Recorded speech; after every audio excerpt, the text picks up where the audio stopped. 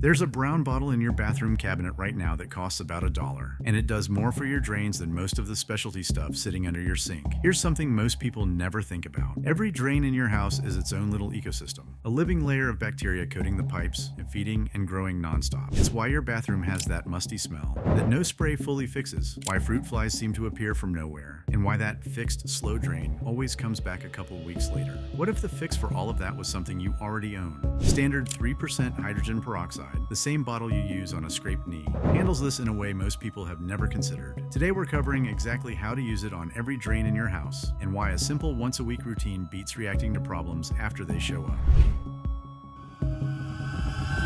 Most people only think about their drains when something's wrong. A slow sink, a musty smell, fruit flies appearing out of nowhere. At that point, the instinct is to grab a foaming gel or chemical cleaner, which usually clears things up for a week or two before the problem creeps back. Here's what's actually happening down there. Drains build up a layer of biofilm, a thin coating of bacteria that forms on pipe walls and feeds on soap residue and toothpaste. It's the source of that low, musty smell that air fresheners never fully fix. Soap scum in particular is partially saponified fat, basically soap that's reacted with minerals in your water and turned into a sticky residue that clings to pipe walls and traps everything else that flows past it. This stuff doesn't show up overnight. It builds in thin layers, week after week, which is exactly why it's so easy to ignore. There's no single moment where you'd notice it happening. By the time you can smell it or see a drain running slow, that layer has had months to establish itself. Fruit flies aren't breeding on your fruit. They're breeding in the organic sludge sitting in your drains, which gives them exactly the moist, food-rich environment they need. And bathroom sink drains in particular have been identified in sanitation research as a source of bacterial aerosols, meaning when you run the faucet hard over a buildup coated drain, it can kick up a fine mist. None of this is really a clog problem. It's a maintenance problem, and that's where hydrogen peroxide comes in.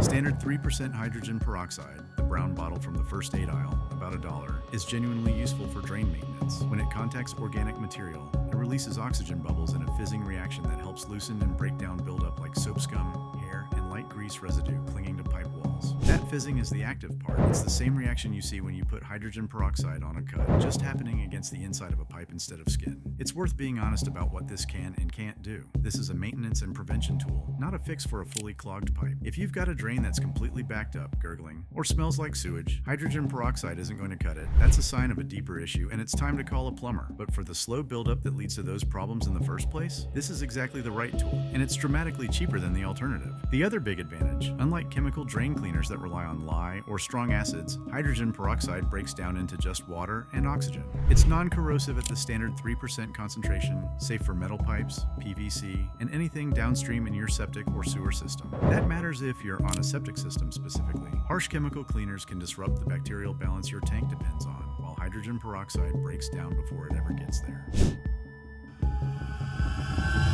Bathroom sink. Pour about 2 ounces down the drain before bed, once a week, and let it sit overnight without running water. This is the drain closest to your toothbrush, so keeping the buildup minimal here matters. If you've got multiple bathroom sinks, treat each one separately. They each build their own biofilm layer independently. Shower drain, pour 1 cup down the drain, followed by 2 tablespoons of dish soap. The combination foams up and works into the hair and soap scum layer coating the pipe. Let it sit 20 to 30 minutes, then flush with the hottest water your shower produces. Do this monthly, or more often if your drain runs slow. Kitchen drain. After handling raw meat, pour half a cup down the drain and let it sit 10 minutes. For ongoing maintenance, a nightly half-cup treatment for a few consecutive nights helps eliminate the organic film where fruit fly eggs get laid. Just know that kitchen drains are the toughest case. Grease buildup is notoriously stubborn, and if you're dealing with a genuinely greasy, slow kitchen line, hydrogen peroxide helps with maintenance but won't dissolve a hardened grease clog on its own. If you cook a lot, consider running the kitchen treatment more frequently than the other drains. Garbage disposal. Pour half a cup directly into the opening without running the unit. Let it sit and fizz for 15 minutes, then run cold water and the disposal for 30 seconds. This helps reach the rubber splash guard and interior surfaces that are hard to scrub directly. Laundry drain. About 2 ounces once a week handles the detergent residue and lint buildup that creates the same biofilm issue in this drain. The easiest way to make this stick, pick one night a week, treat every drain in the house before bed. You're not fixing a problem reactively. You're keeping the buildup thin enough that it never gets bad enough to trap debris or feed a fruit fly population. A few minutes pouring peroxide down each drain while you're already doing your nighttime routine, and you're done. Cost-wise, a bottle of hydrogen peroxide runs about $1 and covers weeks of treatment across your whole house. Compare that to a plumber visit for a backed-up line, which typically runs $150 to $400. Even if this routine only delays that call by a year or two, it's paid for itself many times over. And there's a compounding effect here too. Drains that are properly maintained tend to need fewer aggressive interventions over their lifetime, which means less wear on the pipes themselves from harsh chemical cleaners over the years.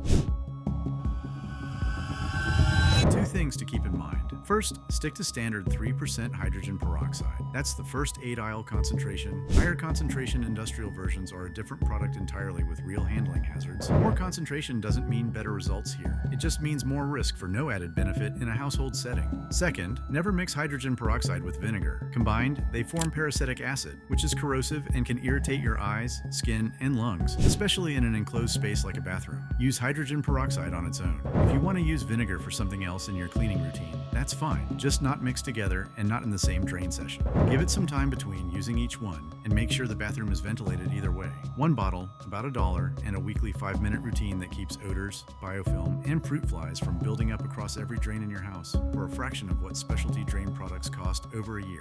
If this was useful, hit subscribe. We put out practical content like this regularly. Drop a comment with whichever drain in your house is the worst offender. That's exactly the kind of feedback that shapes future videos. Thanks for watching. Catch you in the next one.